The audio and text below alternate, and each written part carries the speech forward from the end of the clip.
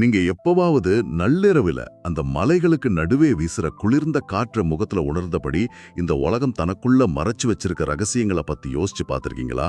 ஆமா, அந்த இருட்ல அமைதியா நிக்கிற மலைகள் எத்தனையோ விந்தைகளை தங்களுக்குள்ள ஒளிச்சு வச்சிருக்குன்னு தோணும். கண்டிப்பா. இப்போ நம்ம வழக்கமா வரலாற்றை பத்தி பேசும்போது பெரிய சாம்ராஜ்யங்களை ஆண்ட ராஜாக்களை பத்தியோ இல்லைன்னா மதங்களை உருவாக்கின தலைவர்களை பத்தியும் தான் அதிகமா பேசுவோம். இன்னைக்கு நாம தேடி போக போற இந்த மனிதர்கள் வாழ் ஏந்திய ராஜாக்கள் கிடையாது. ரைட். அவங்க எந்த மதத்தோட தலைவர்களும் இல்ல. உண்மையா சொல்லணும்னா அவங்கள எந்த ஒரு வரலாற்று சட்டகத்துக்குள்ளேயும் ஒரு ஒற்றை அடையாளத்துக்குள்ளேயும் அடக்கவே முடியாது. சரியா சொன்னீங்க. அவங்க அறிவையும் ஆன்மீகத்தையும் மருத்துவத்தையும் அப்புறம் மனிதனோட உள்ளுணர்வையும் ஒன்னா இணைச்சு காலத்தை தாண்டி வாழ்ந்த மாபெரும் ஞானிகள். அவங்களதான் நம்ம சித்தர்கள்னு சொல்றோம். ஆமா ஆமா, குறிப்பா அந்த அதிசயமான 18 சித்தர்களை பத்தி தான் இன்னைக்கு நாம இந்த ஆழமான தேடல்ல அலச போறோம். அதான் இந்த தேடலோட நோக்கமே வெறும் வரலாற்று தகவல்களை சேகரிக்கிறது மட்டும் இல்ல. சித்தர்கள்னா அவங்களுக்குள்ள மருத்துவ சித்தர்கள், யோக சித்தர்கள், ரசவாத சித்தர்கள்னு பல வகைகள் இருக்கு. நிச்சயமா. இவங்க ஒவ்வொருத்தரும் உலகத்துக்கு விட்டுட்டு போன ரகசியங்கள் என்ன, அது இன்றைய நவீன வாழ்க்கைக்கு என்ன பாடம் கத்துக் கொடுக்குதுங்கிறத நாம புரிஞ்சுக்க போறோம். இதுல ரொம்ப ஆச்சரியமான விஷயம் என்னன்னு பாத்தீங்கன்னா, பல்லாயிரம் வருஷங்களுக்கு முன்னாடியே அவங்க கிட்ட எந்த ஒரு நவீன தொழில்நுட்பமும் இல்ல. எந்த மைக்ரோஸ்கோப்பும் இல்லாத அந்த காலத்துல மனித உடலையும் இந்த பிரபஞ்சத்தையும் இணைக்கக்கூடிய ஒரு மாபெரும் அறிவியல் கட்டமைப்பை அவங்க எப்படி உருவாக்குனாங்கிறது தான் பெரிய கேள்வி. வாவ், அதை கேட்கும் போதே சிலிர்க்குது. அவங்க மனித உடலை வெறும் சதையா பார்க்காம இந்த பிரபஞ்சத்தோட ஒரு சின்ன குறுவடிவமா பார்த்திருக்காங்க. அங்க இருந்துதான் நாம ஆரம்பிக்கணும். பிரபஞ்சத்தோட ரகசியங்களை தேடுறதுக்கு முன்னாடி நாம வாழற இந்த உடம்ப முதல்ல எப்படி புரிஞ்சிக்கிறது? ரைட். சித்தர்களோட முதல் வகையான அந்த மருத்துவ சித்தர்கள் இதற்கான ஆழமான அடித்தளத்தை அமைச்சிருக்காங்க. அதாவது சித்தர்களின் முதல் குருன்னு சொல்லப்படுற அகத்தியர் என்ன சொல்றாருன்னா, உடலையும் மனதையும் சமநிலைப்படுத்தினா ஒரு மனிதனோட ஒட்டுமொத்த வாழ்க்கையே மாறும்னு சொல்றாரு. ஆனா எனக்கு இங்க ஒரு பெரிய சந்தேகம் வருது. நான் படிச்ச வரைக்கும் பழைய இந்திய தத்துவங்கள் பலவற்றிலையும் மனித உடல் ஒரு மாயைனும் அது ஒரு பாவம் செஞ்ச கூடணும் தானே சொல்லி கொடுத்திருக்காங்க. ஆமா, ஆன்மீகத்தை அடையணும்னா உடலை வருத்திக்கணும்னு பொதுவான ஒரு நம்பிக்கை இருக்கு. அதான் இது அதுக்கு நேர் எதிரா இருக்கே. அந்த முரண்பாடுதான் சித்தர்களோட மிகப்பெரிய தனித்துவமே. நீங்க சொன்ன மாதிரி பல தத்துவங்கள் உடலை தாழ்வா பார்த்துச்சு.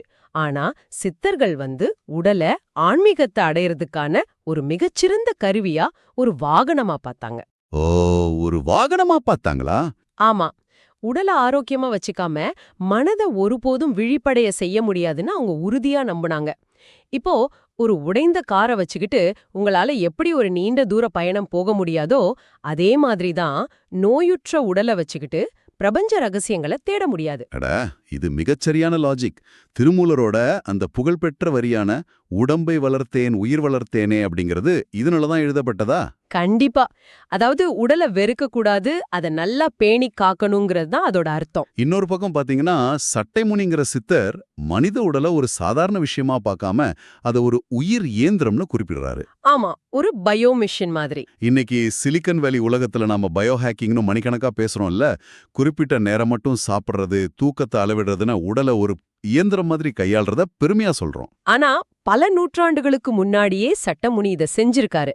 அப்போ இவங்கள அன்றைய காலகட்டத்தோட பயோ ஹேக்கர்ஸ்னு சொல்லலாமா? நிச்சயமா சொல்லலாம். சட்டமுனி உடலை ஒரு ரசாயன தொழிற்சாலையா பாட்டாரு.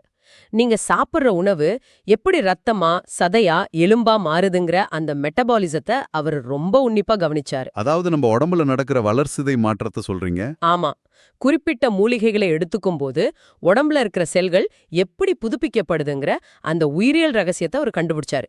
இதுதான் உண்மையான பயோ ஹேக்கிங். அதனாலதான் மருத்துவ அறிவோட அடையாளமா பார்க்கப்படுற தன்வந்திரி உடலை காக்கிறது ஒவ்வொரு மனிதனோட ஆன்மீக கடமைன்னு வரையெடுத்திருக்கார் போல. அதே போல கொங்கணர் பாத்தீங்கன்னா சித்த மருத்துவத்துல மூலிகைகளை கையாள்றதுல மாபெரும் நிபுணரா இருந்திருக்காரு. ராமதேவர் இதையெல்லாம் தாண்டி இயற்கையே மனிதனின் முதல் மருத்துவர்னு ஆணித்தரமா நம்பியிருக்காரு. அதாவது நம்ம உடம்புக்கு தன்னைத்தான குணப்படுத்திக்கிற ஆற்றல் இருக்குன்னு சொல்றாரு. இயற்கை அதுக்கு ஒரு தூண்டுகோல் மட்டும்தான் அவங்க நிரூபிச்சிருக்காங்க. உடலை ஒரு அற்புதமான உயிரியல் இயந்திரம்னு அவங்க ரொம்ப தெளிவா புரிஞ்சுக்கிட்டாங்க. சரி, உடலை ஒரு இயந்திரம்னு புரிஞ்சுக்கிட்டாச்சு. ஆனா வெறும் இன்ஜினை மட்டும் வச்சுக்கிட்டு வண்டி ஓட்ட முடியுமா? முடியாது. அதுக்கு ஸ்டியரிங் வேணும், பிரேக் வேணும். அதான், எல்லாத்துக்கும் மேல அது இயக்கிறதுக்கு ஒரு சாவி வேணும்ல. அந்த சாவி தான் மூச்சு, அப்புறம் மனம். இது சித்தர்களோட இரண்டாவது வகையான யோக சித்தர்கள் பகுதிக்குள்ள வருது. ஆமா, காட்டுல அமைதியா வாழ்ந்த மர்ம யோகியான கொரக்கர் மூச்சோட ரகசியங்களை ரொம்ப நுணுக்கமா ஆராய்ஞ்சவர். மனிதன் மூச்சை கட்டுப்படுத்தினா மனதையும் ரொம்ப சுலபமா கட்டுப்படுத்த முடியும்னு அவர் சொல்றாரு. மூச்சுக்கும் மனசுக்குள்ள அந்த நேரடி தொடர்பை யோக சித்தர்கள் ரொம்ப தெளிவா புரிஞ்சிருந்தாங்க. இத நீங்களே கூட உணர்ந்திருக்கலாம். எப்படி சொல்றீங்க? இப்போ உங்களுக்கு கோபம் வரும்போதோ இல்ல பயம் வரும்போதோ உங்களோட மூச்சு எப்படி வேகமாகுதுன்னு கவனிச்சிருக்கீங்களா? அதே நீங்கள் நிம்மதியா தூங்கும்போது உங்க மூச்சு எவ்ளோ ஆழமாவும் சீராகவும் இருக்கு. ஆமா ஆமா, கோபத்துல மூச்சு வாங்கும், டென்ஷனா இருக்கும்போது மேலோட்டமா மூச்சு விடுவோம். கரெக்ட். இன்னைக்கு ஆப்பிள் வாட்ச் மாதிரி ஸ்மார்ட் வாட்ச்கள்லாம் நம்ம ஹார்ட் ரேட் அதிகமாகிறத காட்டி ரிலாக்ஸ் பண்ணுங்க, மூச்சை ஆழமா இழுத்து விடுங்கன்னு நமக்கு நோட்டிஃபிகேஷன் கொடுக்குது. ஆனா எந்த ஒரு கருவியும் இல்லாம கொரக்கர் இத அன்றே கண்டுபிடிச்சிருக்காரு. அதுதான் ஆச்சரியம். கார்ப்பரேட் வகுப்புகள்ல லட்சக்கணக்கில் பணம் கட்டி மைண்ட்ஃபுல்னஸ்னு நம்ம புதுசா ஏதோ ஒன்று கண்டுபிடிச்ச மாதிரி கொண்டாடுறோம். இதற்கான காரணம் அவங்களோட ஆழமான சுய கவனிப்பு தான். இதையே சுந்தரானந்தர் இன்னும் ஒரு படி மேல கொண்டு போறாரு. அவர் என்ன சொல்றாரு? நீங்க காட்டுக்குள்ள போய் அமைதியா உட்கார்ந்தாலும் உங்க மனம் அமைதியாகிடாது. வெளியில இருக்கிற சத்தம் குறைஞ்சா மட்டும் பத்தாது, உள்ளே இருக்கிற சத்தமும் அமைதியாகணும்னு அவர் சொல்றாரு. ஓ, அந்த உள்ளே இருக்கிற சத்தங்கிறது நம்ம மூளைக்குள்ள ஓடிக்கிட்டே இருக்க அந்த இடைவிடாத சிந்தனைகளை தான் அவர் குறிப்பிடுறார், ரைட்? ஆமா, நாம தனியா இருக்கும்போதுதான் பல தேவையில்லாத ஓவர் திங்கிங் செஞ்சு மூளையை சோர்வடைய செய்வோம். அந்த உள் சத்தத்தை அமைதியாக்குறது மனிதனுக்கு எவ்வளோ கஷ்டமான ஒண்ணுன்னு உங்களுக்கே தெரியும். அதனாலதான் கமலமுனி மாதிரி சித்தர்கள் மனதை வெல்றதே ஒரு மனிதனோட மிகப்பெரிய சாதனைன்னு சொன்னாங்க. சரி, இந்த உள் அமைதியை எப்படி அடையிறது? கண்ணை மூடி உட்கார்ந்தா மட்டும் மனம் அடங்கிடுமா? இல்ல, அதற்கான ஒரு பயாலாஜிக்கல் வரைபடத்தை தான் மச்சமுனி வழங்கினாரு. மனித உடலுக்குள்ள இருக்கிற சக்தி மையங்கள் அல்லது நரம்பு முடிச்சுகளை பத்தி அவர் விவரிச்சாரு.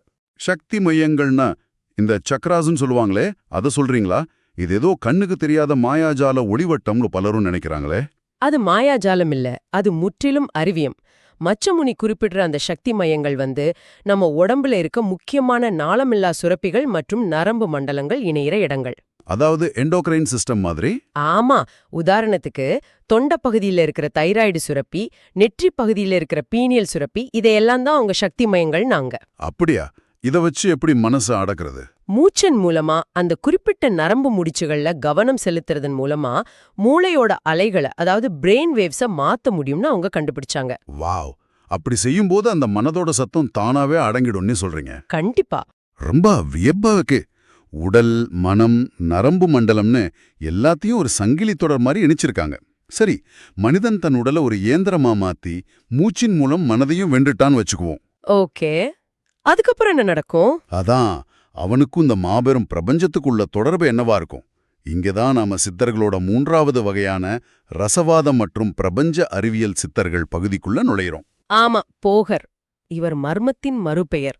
இவர் வெறும் சித்தர் மட்டும் இல்ல, ஒரு ரசவாதி, ஒரு மாபெரும் விஞ்ஞானி. பழனிமுருகன் சிலைய நவபாஷாணத்தால, அதாவது 9 வகையான கூடிய விஷங்களை இணைச்சு உருவாக்குனவர்னு இவர் சொல்றாங்க. உண்மைதான். ஆனா எனக்கு இங்க லாஜிக் ரொம்ப இடிக்குது. விஷத்தை எப்படி யாராவது மருந்தாகவோ இல்ல கடவுளோட சிலையாகவோ மாத்த முடியும்? ரசவாதம் இல்லனா ஆல்கமிங்கிறது வெறும் சாதாரண வித்தை கிடையாது. அது வேதியியலோட உச்சம். அப்போ அது வெறும் மேஜிக் இல்லையா? இல்ல, போகர் செஞ்சது இன்னைக்கு நாம நவீன மருத்துவத்துல சொல்ற மைக்ரோடோசிங் இல்லனா இம்யூனோதெரபி மாதிரி ஒரு நுட்பம்தான். ஓஹோ. ஒரு கொடிய விஷத்தை இன்னொரு விஷத்தோட குறிப்பிட்ட வெப்பநிலையில கலக்கும்போது அதனோட வேதியியல் தன்மை முற்றிலுமா மாறிடும். அதனோட நச்சுத்தன்மை முறிக்கப்பட்டு அது மனித செல்களை புதுப்பிக்கிற ஒரு அரிய மருந்தா மாறும். அட, அதத்தான் ஒரு நவபாஷாணத்துல செஞ்சாரா? ஆமா, உலகம் முழுவதும் மனிதர்கள் வெளியுலகத்துல மாபெரும் சக்தியை தேடிக்கிட்டு இருந்தப்போ போகர் பிரபஞ்சத்தோட வேதியியலை மனித உடலோட இணைச்சாரு. அதாவது விஷத்தோட மூலக்கூறுகளை மாத்தி அதை அமிர்தமா மாத்துற வேதியியல் தொழில்நுட்பம் அது. இது மருத்துவத்துல செஞ்ச ரசவாதம்னா கட்டிடக்கலையில அவங்க விட்டுட்டு போன அழிவியலும் பிரமிக்க வைக்குது. நீங்க கரூரார பத்தி சொல்றீங்கன்னு நினைக்கிறேன். ஆமா, கரூரார் பெரிய கோயில்களோட கட்டிட ரகசியங்கள் அப்புறம் ஆன்மீக அறிவியல்ல ரொம்ப தேர்ந்தவர். ஒலி, அதிர்வு, திசைன்னு கோயில்கள்ல இருக்கிற எல்லாத்துக்கும் ஒரு நுட்பமான அர்த்தம் இருக்குன்னு நிரூபிச்சவர் அவரு. கண்டிப்பா. இத படிக்கும்போது கரூரார் காலத்துல கட்டப்பட்ட பெரிய கோயில்கள் வெறும் கடவுள கும்பிடுற இடங்கள் மட்டும் இல்ல, அது சத்தத்தையும் அதிர்வுகளையும் மையமா வச்சு கட்டப்பட்ட அதிநவீன அறிவியல் கூடங்கள்னு தோணுதே. மிக துல்லியமான பார்வை உங்களுடையது. பெரிய கருங்கற்களால கட்டப்பட்ட அந்த பழங்கால கோயில்களை நீங்க கவனிச்சீங்கன்னா, உள்ள எந்த ஒரு எலக்ட்ரானிக் ஸ்பீக்கரும் இல்லாமலேயே அங்க எழுப்பப்படுற ஓசைகள் பல மடங்கு எதிரொலிக்கும். ஆமா, சத்தம் அப்படியே கும்முன்னு கேக்கும். ஏன்னா கிரானைட் மாதிரி கருங்கற்களுக்கு ஒலிய உள்வாங்கி அத ஒரு குறிப்பிட்ட அதிர்வெண்ல, அதாவது ஃப்ரீக்வன்சில மீண்டும் வெளிப்படுத்துற தன்மை இருக்கு. ஓ, கரூரார் இதைத்தான் தன்னோட வடிவமைப்புல பயன்படுத்தினாரா? ஆமா, மனிதனோட நரம்பு மண்டலத்தை அமைதிப்படுத்துற குறிப்பிட்ட அதிர்வுகளை அந்த கட்டிடத்தோட அமைப்பே உருவாக்குற மாதிரி அவர் செஞ்சிருக்கணும். இது நம்பவே முடியாத ஒரு அக்வஸ்டிக் இன்ஜினியரிங். இதை இடைக்காடரோட தத்துவத்தோட இணைச்சு பார்த்தா இன்னும் தெளிவா புரியும். இடைக்காடர் என்ன சொல்றாரு? ஜோதிடம் அப்புறம் இயற்கை இயக்கங்களை ஆராய்ஞ்ச இடைக்காடர் வானத்துல நடக்கிறது பூமியிலையும் தாக்கம் ஏற்படுத்தும்னு சொன்னாரு. அதாவது மேக்ரோ லெவல் மாற்றங்கள். கரெக்ட். பிரபஞ்சத்துல இருக்க கோள்களோட நகர்வு, ஈர்ப்பு விசை, சூரியகாந்த புயல்கள் இதெல்லாம் பூமியில இருக்க மனிதனோட உடல்லையும் மனசுலையும் ரசாயன மாற்றங்களை ஏற்படுத்தும்னு அவர் கணக்கிட்டாரு. அப்போ வானத்துல நடக்கிற அந்த மேக்ரோ லெவல் மாற்றங்களுக்கும் மனித உடலுக்குள்ள நடக்கிற மைக்ரோ லெவல் மாற்றங்களுக்கும் ஒரு நேரடி தொடர்பு இருக்குன்னு சொல்றீங்க? கண்டிப்பா இருக்கு. கரூரார் கோயில்கள்ல அமைச்ச அதிர்வுகளும் இடைக்காடர் சொன்ன கோள்களோட அதிர்வுகளும் அடிப்படையில ஒண்ணுதான். எல்லாமே ஒரு வகையான வைப்ரேஷன். பிரபஞ்சமே ஒரு பெரிய அதிர்வு தான். நாமும் அதோடு இணைந்து அதிர்கிறோம். இத புரிஞ்சுக்கிறது உண்மையிலே மலைக்க வைக்குது. ஆமா, மனிதனால அந்த பிரபஞ்ச அதிர்வுகளை தன் உடல்லையும் மனசுலயும் நேரடியா உணர முடியுங்கிறது தான் இந்த சித்தர்கள் ஆணித்தரமா நம்புனாங்க, அதை நிரூபிச்சும் காட்டினாங்க. சரி, இப்ப எல்லாமே புரிஞ்சிருச்சு. உடல் ஒரு இயந்திரம், மூச்சு அதோட சாவி, பிரபஞ்சம் ஒரு மாபெரும் அதிர்வு. இவ்வளவு ரகசியங்களையும் இவ்வளவு உச்சகட்ட அறிவியலையும் தெரிஞ்சுக்கிட்ட ஒரு மனிதன் இறுதியில இந்த வாழ்க்கையை எப்படி பாப்பான்? அவன் என்னவா ஆக விரும்புவான்னு கேக்குறீங்க? ஆமா, உலகத்தோட மாபெரும் பணக்காரனா மாறணும்னோ இல்ல மிகப்பெரிய சாம்ராஜ்யத்தை ஆளணும்னோ அவன் ஆசைப்படுவானா? நிச்சயமா இல்ல. அவன் சாதாரண மனிதர்கள் தேடுற பொருள் ஆசைகளை தாண்டிட்டான். அதுதான் நம்ம சித்தர்களோட 4வது வகையான ஞான சித்தர்கள் பகுதிக்கு கொண்டு போகுது. துறவரம், உள்ளுணர்வு, அப்புறம் பேரன்பு. பட்டினத்தார் அப்புறம் குதம்பை சித்தர் இவங்களை எடுத்துக்குவோம். பட்டினத்தார் பெரும் செல்வத்துல பல கப்பல்களுக்கு சொந்தக்காரரா ஒரு ராஜாவை போல வாழ்ந்தவர். ஆனா உண்மைய உணர்ந்த மறுகணமே அவர் எல்லாத்தையும் விட்டுட்டு போயிட்டாரு. ஆமா, நீ சேர்ப்பது எதுவும் உன்னுடன் வராது, காதற்ற ஊசியும் வாராது காணும் கடை வழிக்கேன்னு ரொம்ப எளிமையா உண்மைய உடைச்சு சொன்னாரு. ஏன் இப்படி செஞ்சாரு? ஏன்னா பிரபஞ்சத்தோட ரகசியத்தை அறிஞ்ச ஒருத்தனுக்கு தங்கம்ங்கிறது வெறும் மஞ்ச நிற கல் மட்டும்தான். அதுல என்ன மதிப்பு இருக்கு? உண்மைதான்.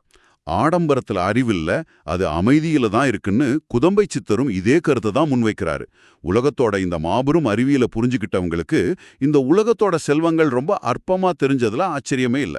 இது எனக்கு ரொம்ப பிடிச்ச ஒரு தத்துவத்துக்கு நம்மள கொண்டு வருது. பாம்பாட்டி சித்தரோட தத்துவம். ஆடு பாம்பே என்கிற அந்த புகழ்பெற்ற வரிகள் இன்னைக்கு வரைக்கும் நம்ம கிராமங்கள்ல ஒலிக்குது. ஆமா, ரொம்ப ஃபேமஸான பாட்டு. ஆனா அவர் வெறும் காட்டுல ஊர்ந்து போற பாம்பை பத்தி மட்டும் பாடலைங்கிறது எனக்கு மிகப்பெரிய ஆச்சரியமா இருந்துச்சு. அவர் மனிதனோட உள் உணர்வை பத்தி, அந்த இன்ட்யூஷனை பத்தி பேசினாரு. கரெக்ட். இது எப்படி சாத்தியம்? பாம்புக்கும் உள்ளுணர்வுக்கும் என்ன சம்பந்தம்? அது ஒரு மிக ஆழமான குறியீடு. பாம்புக்கு வெளியில தெரியற காதுகள் கிடையாது. அது பூமியோட அதிர்வுகளை தன்னோட உடல் மூலமாவே உணர்ற தன்மை கொண்டது. ஓ, அதிர்வுகளை வச்சு கண்டுபிடிக்கும். அதே போல மனிதன் தனக்குள்ள இருக்கிற அந்த ஆழமான ஆற்றலை எழுப்புனா அவனால இந்த பிரபஞ்சத்தோட அதிர்வுகளை உணர முடியும். அந்த ஆற்றல் தான் மனிதனோட முதுகுத்தண்டின் அடிப்பகுதியில சுருண்டு கிடக்கிற குண்டலினி சக்தி. வாவ்!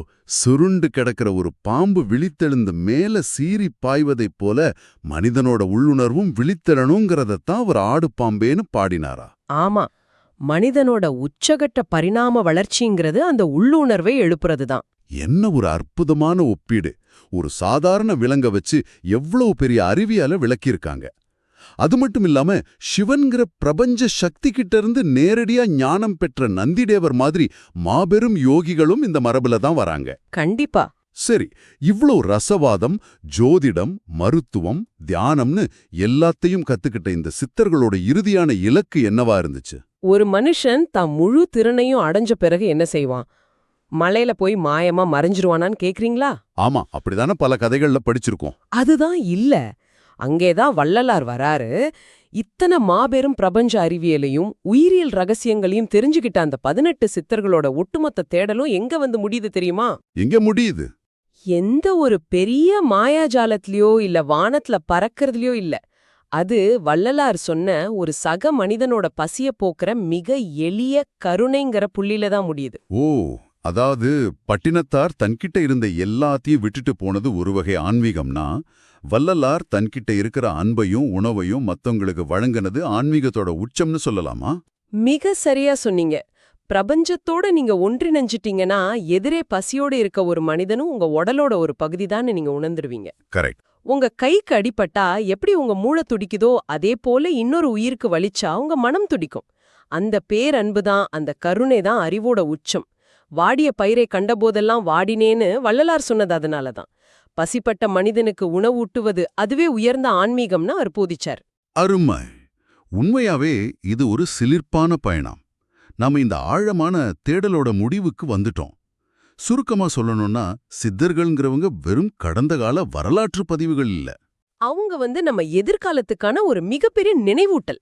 ஆமா, உடல ஒரு அற்புதமான இயந்திரமாவும், மூச்ச அதற்கான திறவுகோலாவும், மனச பிரபஞ்சத்தோட இணைக்கிற கருவியாவும், முடிவுல அன்ப எல்லாத்தோட சாரமாவும் அவங்க பார்த்திருக்காங்க. மனிதன் எவ்வளவு தூரம் இந்த உலகத்தை நோக்கி வெளியில தேடினாலும் அவன் தேடுற உண்மையான அமைதியும் அளப்பரிய சக்தியும் அவனுக்குள்ளேயே தான் இருக்குங்கிறத இவங்களோட வாழ்க்கை நமக்கு ரொம்ப தெளிவா காட்டுது. உண்மைதான். மனித குலம் இந்த வெளியுலக அறிவியல்ல எவ்வளோ பெரிய உச்சத்தை தொட்டாலும் தன்னை முழுமையா புரிஞ்சிக்க இன்னும் ஆரம்பிக்கவே இல்லைங்கிறத தான் இந்த சித்தர்கள் நமக்கு உணர்த்துறாங்க. நிச்சயமா. இறுதியா உங்ககிட்ட, அதாவது இதை கேட்டுக்கிட்டு இருக்கிற நேர்கள் கிட்ட நான் ஒரு புதிய சிந்தனையை முன்வைக்க விரும்புறேன். இன்றைய நவீன உலகத்துல ஆர்டிஃபிஷியல் இன்டெலிஜென்ஸ் அப்புறம் ஸ்மார்ட் போன்கள் மூலமா நம்ம வெளியுலக தொழில்நுட்பத்தை நாளுக்கு நாள் அப்டேட் செஞ்சுக்கிட்டே இருக்கும். புது புது சாஃப்ட்வேர்கள் வந்துகிட்டே இருக்கு. ஆனா சட்டமுடி மாதிரி சித்தர்கள் அன்றே ஒரு உயிர் இயந்திரமா பார்த்த நம்ம சொந்த உடலையும், பாம்பாட்டி சித்தர் சொன்ன அந்த ஆழமான உள்ளுணர்வையும் நம்ம அப்டேட் செய்ய முழுவதுமா மறந்துட்டோமா? ரொம்ப ஆழமான கேள்வி இது. மனித குலத்தோட அடுத்த மாபெரும் பாய்ச்சல்ங்கிறது விண்வெளியை நோக்கி ராக்கெட்டுகளை விட்டு வெளியில போறதுல இல்ல, சித்தர்கள் காட்டின வழியில நம்ம சொந்த உள்மனதை நோக்கி பயணம் செய்யறதுல தான் இருக்கா. உங்களுக்குள்ள உறங்குற அந்த ஆற்றலை நீங்க எப்போ எழுப்ப போறீங்க? இத பத்தி கொஞ்சம் சிந்திச்சு பாருங்க. மீண்டும் ஒரு ஆழமான தேடல்ல சந்திப்போம்.